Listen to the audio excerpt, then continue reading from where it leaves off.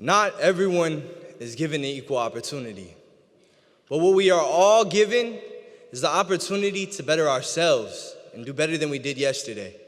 My name is Tre Johnson III, and this is my testimony. This is actually the second time I'll be experiencing a year of graduation. First time, I was sitting where all of you are, loved ones, mentors, family. I was a part of the audience, and I was here to celebrate my older brother Blake's success. So shout out to my older brother Blake for making it possible for me to experience graduation twice.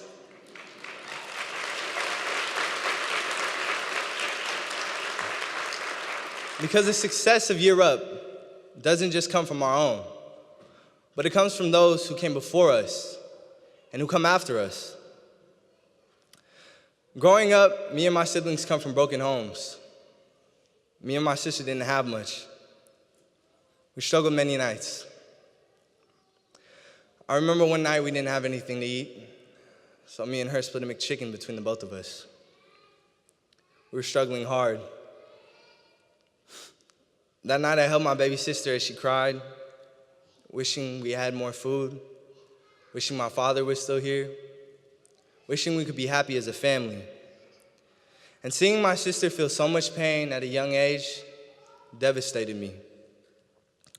I held her close, and I promised her I would make a change and that I would always be there for her. As I mentioned earlier, my older brother was the one who told me about Year Up. He told me that the program was life-changing, and it was in a professional setting, and it provided him more support than he had ever had in school. But of course, like the little brother I am, I didn't listen.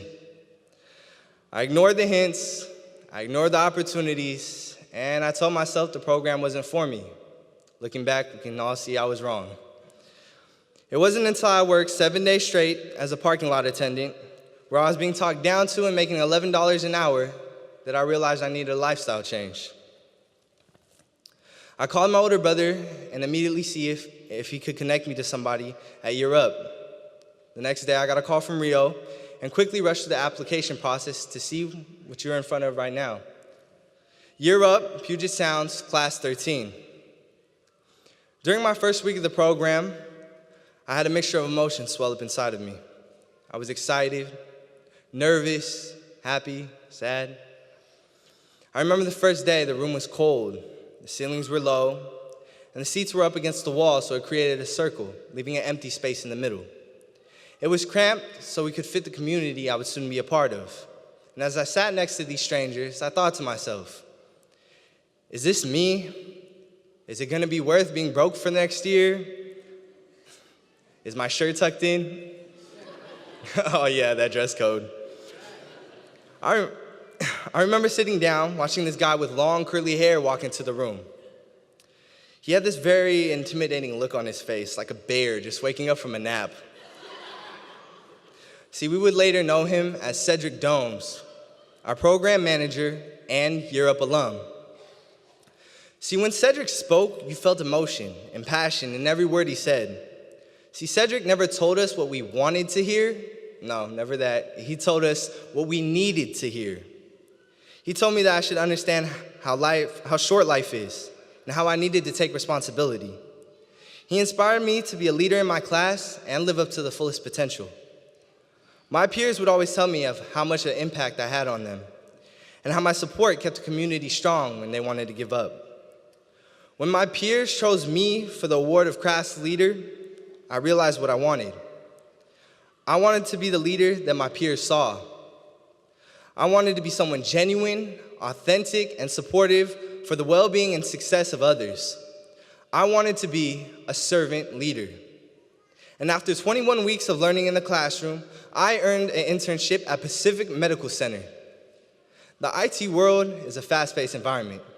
When one little thing goes wrong, it can have a domino effect, turning a 10-minute task into a 3-hour-long project. It was hard work, and in my internship, I would ask 2 questions of my manager and my coworkers. What can I do to be better, and is there anything else I can do? I fell in love with the process, breaking me down, changing me from a lump of coal into a diamond. McCall Paxton security engineer for PacMed, would take me under his wing to be the first intern in the informational security department. Pax worked remotely from home, meaning he didn't need to come in. But Pax set up a class every Wednesday to personally train me in my A+ certification. Jerry Davis worked out in Lacey, but would drive every Tuesday to train me and help me pass my A+ certification. While working and learning from Pax, he soon became a role model to me, someone whose path I can follow to success. Pax taught me how to think like a security analyst.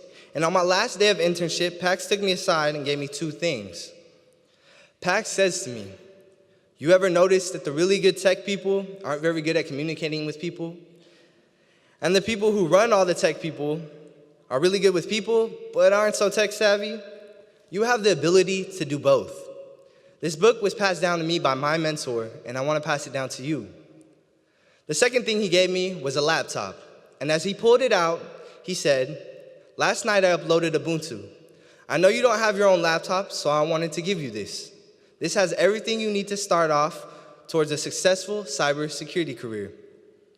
I told him I didn't know how to thank him. But Pax responded and told me, "If you want to say thank you, when it comes time for you to do this for someone else, you do it." Because of Pax's willingness to train me, share his knowledge and experience with me, not only was I able to earn my A+ certification during my internship, I was also able to land a job with Kaiser Permanente as a service desk analyst.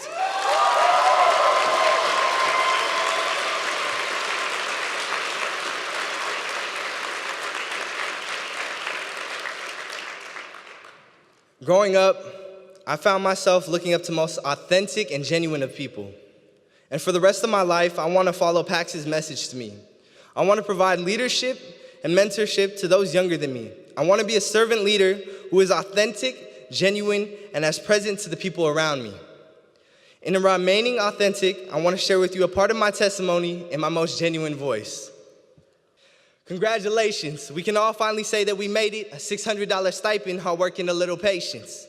Year Up provided guidance for the younger generations, closing the opportunity divide, believing in our greatness. See, phase 1, it's called learning and development. You work hard and build bonds, showing where your attention is. Feedback Friday is a time where you are mentioning growth areas and individual strengths you are impressed with.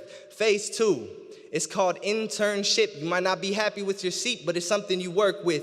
It's an opportunity you didn't have before, so you better put that work in and wake up every day with an open mind, ready for learning. Coming back on Wednesdays, like, hey, are you getting converted? And so much support from the staff, taking off this burden.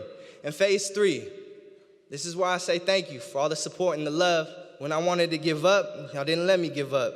Y'all pushed me to do better and to keep on going. Y'all came clutch in this Year Up game, no COVID. Looking back at my life, I rewrote the script like it's Adobe. Once again, my name is John Roger Johnson III, and this is my testimony. Thank you.